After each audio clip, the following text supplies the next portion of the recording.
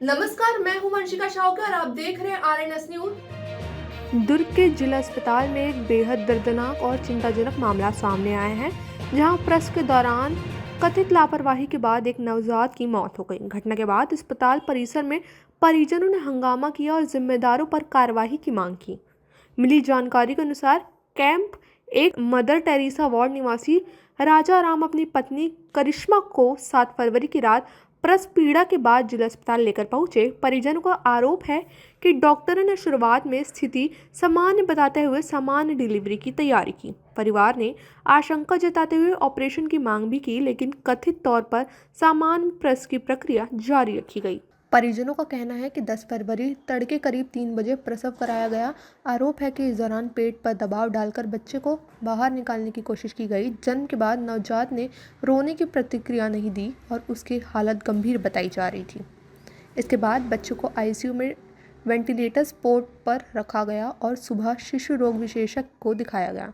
परिवार का आरोप है कि बच्चे की हालत लगातार बिगड़ती रही। दोपहर में लिखित शिकायत भी दी गई क्योंकि आईसीयू में उसकी हार्ट बीट कम बताई जा रही थी। आखिरकार 11 फरवरी की सुबह करीब 8:30 पर अस्पताल प्रबंधन ने नवजात की मौत की सूचना दे दी।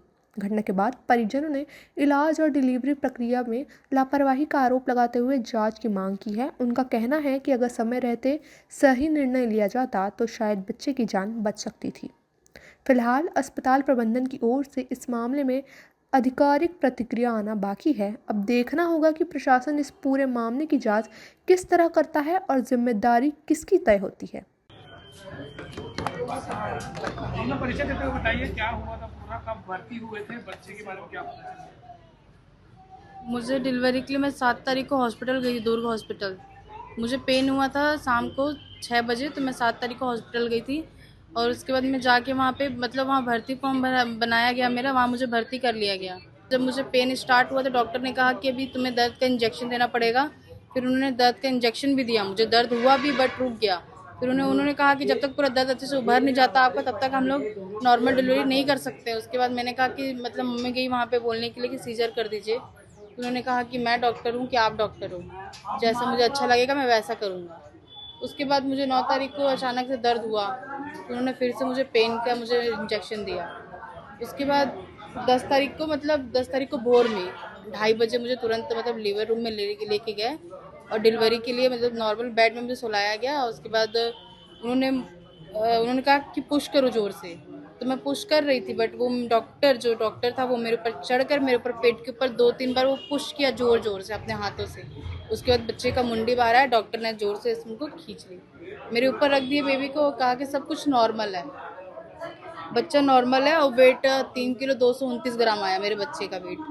उन्होंने कहा सब कुछ नॉर्मल है। उसके बाद मेरे बच्चे को फिर मम्मी और मेरे हस्बैंड आए लेबर रूम में और मेरे बच्चे, डॉक्टर ने कहा कि बच्चे ने गंदा पानी पी लिया है और आईसीयू में ले जाएंगे, तो आईसीयू में उन्होंने लेके गए। उसके बाद वहाँ पे कहा गया कि बच्चे का कंडीशन उन्होंने पहले से नीचे से ख़राब कर दिया गया। नीचे वाले ने उसके मेरे बच्चे के ब्रेन में और उसके छाती में उसको चोटें आई हैं।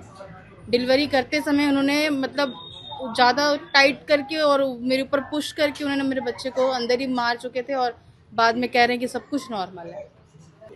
जब डिलीवरी हो गया, बच्चे के निकाले मुंडी पकड़ के, उसके बाद माँ के पेट में सुला दिया। बच्चा रोया नहीं, बच्चा रोया है नहीं, एकदम मोनो उसको आवाज़ नहीं निकला। जब भी कह रहे हैं कि ना बच्चा ठीक है, तब भी वो झूठ कह रहे हैं मुझसे। मैं पूछी, मैं उनकी बातों पे थी।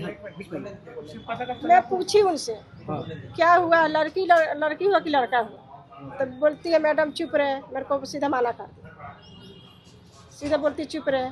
फिर वो अंदर में डिलीवरी तो हो गया, अंदर में लेके गई, फिर मेरे से कपड़ा मंगाई। कपड़ा मंगाने के बाद उसके बाद मैं अपने आँख से देखी चलो बाबू हुआ है। तो मैं बोली बाबू क्यों नहीं रोया है, तो मेरे को लगा चलो बच्चे लोग बहुत लेट से रोते हैं। मेरे को इतना नहीं मालूम बाकी बच्चा पेट में ख़त्म हो गया, मेरे को सब पता नहीं था। वो तो 2 दिन के बाद मेरे को बताया, आज पूरा क्लियर बताया बच्चे ख़त्म। कौन बताया ये बात? मुझे ऐसे रूमल भैया थे ना, वो लोग बताए।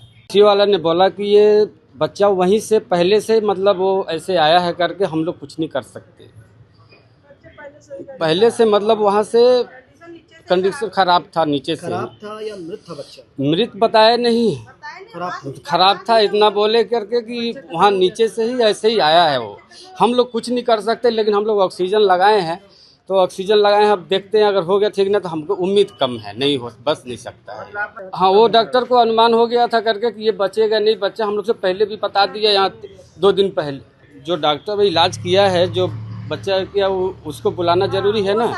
वो सामने आए, क्योंकि 2 दिन से क्यों भाग रहा है वो, या डॉक्टर का जानते हैं? नाम नहीं जानते हैं ना।